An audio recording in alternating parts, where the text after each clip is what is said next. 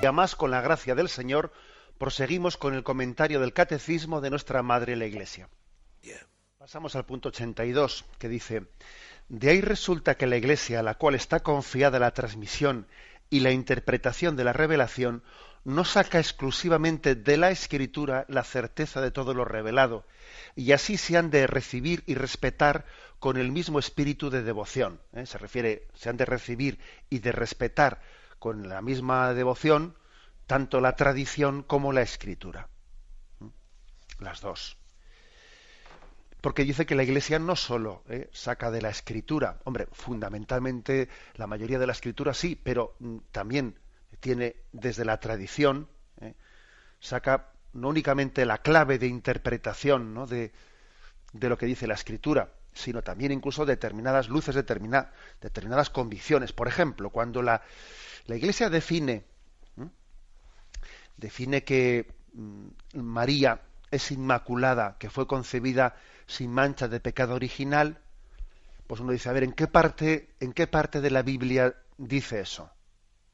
Hombre, vamos a ver, la Iglesia no ha definido ese dogma porque lo diga en tal versículo. Por ejemplo, la Iglesia no ha dicho, en tal versículo está dicho.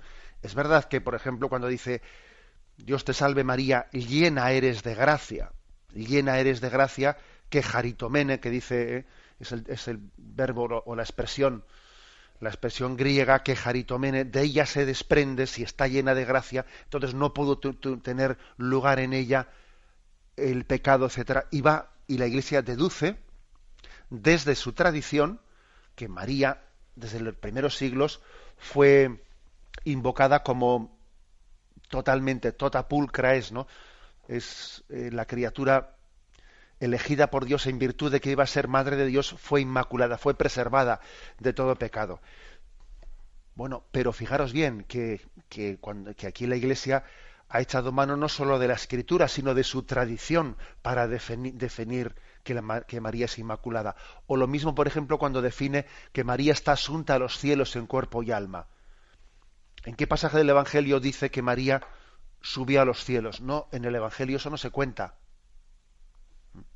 Pero también es verdad que hay una serie de tradiciones que narraron la ascensión de María a los cielos. Y, por ejemplo, uno va a Jerusalén y allí tiene la iglesia de la dormición de María, de la dormición, y después de eso, bajado al torrente Cedrón, allí se conserva pues también la iglesia de la tumba de María en la que fue depositada y desde la que ascendió a los cielos. Es decir, que existen también tradiciones, y no me refiero únicamente a las arqueológicas, no, a las tradiciones teológicas, desde las cuales se interpreta la Escritura. O sea que la Iglesia no solo ha sacado de la Escritura, sino también de la tradición, ¿no?, su fe, y así lo ha proclamado, etcétera.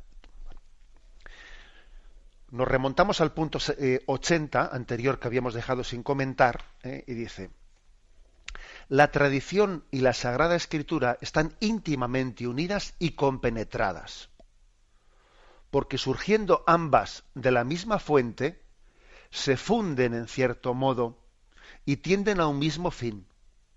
Una y otra hacen presente y fecundo en la Iglesia el misterio de Cristo, que ha prometido estar con los suyos para siempre hasta el fin del mundo. Bien, hasta ahora hemos explicado cómo hay dos fuentes de revelación, tradición y escritura, que los dos tienen que ser recibidos, acogidos, y en este punto el catecismo dice, bien, pero no interpretemos como dos canales, dos fuentes que son independientes entre ellos. No, independientes entre ellos no son. Están íntimamente unidos y compenetrados. Y uno se ilumina al otro. ¿En qué sentido uno se ilumina al otro? Pues hombre, la Escritura, la palabra puesta por escrito, da testimonio de cómo existe una tradición, porque la propia Escritura, como estos pasajes que os he leído hace un rato, la propia Escritura habla de la transmisión por la tradición, sé fiel a la tradición de la Iglesia. Y la propia Escritura pues da testimonio de cómo Jesús no fue el que mandó escribir, sino Jesús fue el que mandó transmitir. Por eso hay una tradición, porque se ha transmitido. O sea, la palabra escrita da testimonio de la tradición. Y la tradición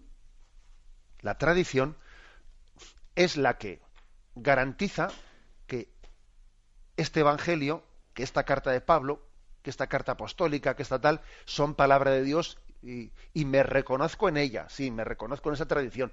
Este libro de Evangelio es palabra de Dios y este no. Es decir, que es la tradición de la Iglesia la que ha definido el canon, la que ha dicho cuántos libros son palabra de Dios y cuántos libros no son palabra de Dios.